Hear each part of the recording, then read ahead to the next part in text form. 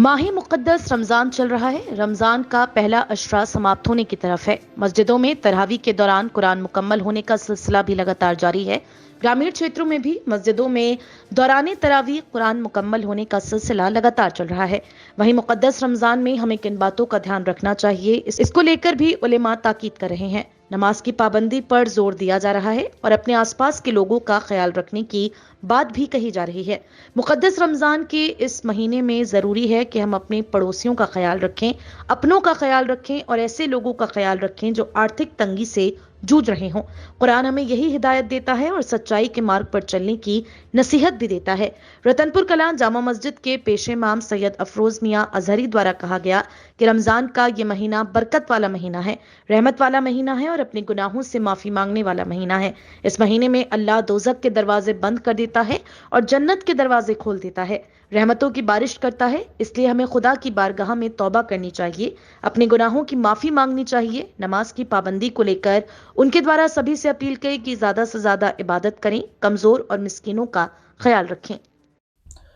अल्लाह पाक ने हमें एक और मौका इनायत फरमाया, यानी 2023 हिजरी 1444 का रमज़ान करीम का मुबारक महीना हमें अता किया।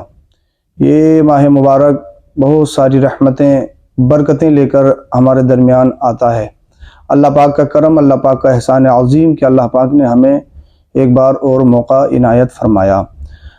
बहुत सारे लोग जो पिछले साल हमें दिखाई देते थे इस बार दिखाई नहीं दे रहे हैं, तो अल्लाह पाक का करम है कि अल्लाह पाक ने हमें ये फिर मौका अता किया है। तो हमें चाहिए कि इस माह पाक में हम ज़्यादा से ज़्यादा रब की इबादत करें, रियाज़त करें, रोज़े रखें और रमज़ान करीम की बरकतों से मालामाल हों।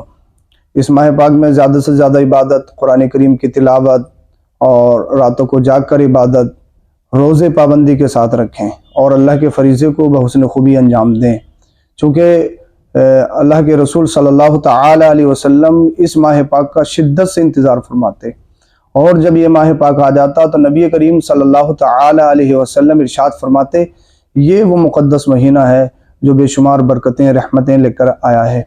और इस माह पाक में आसमान के दरवाजे खोल दिए जाते हैं, जन्नत के दरवाजे खोल दिए जाते हैं, जहन्नम के दरवाजे बंद कर दिए जाते हैं और शयातीन को जंजीरों में जकड़ दिया जाता है।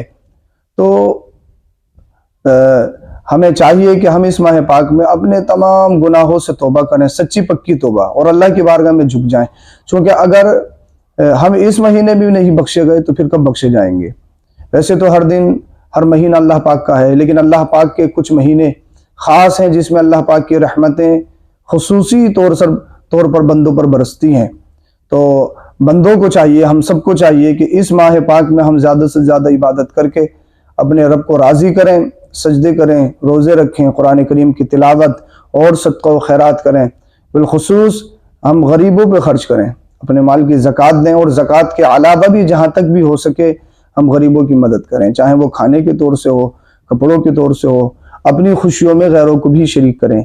जहाँ हमारा दस्तरखान वसी होता है, हमारे दस्तरखान पर बेशुमार अशिया अल्लाह पाक की रहमतें, अल्लाह पाक की नेमतें मौजूद होती हैं, तो उन नेमतों में हम दूसरों को भी शरीक करें और बिलखुसूस खुसूसी तौर पर ध्यान रखें। अपने पड़ोस में, बस्ती में या जहाँ तक भी हो सके गरीबों को भी अपने साथ खुशियों में शरीक करें।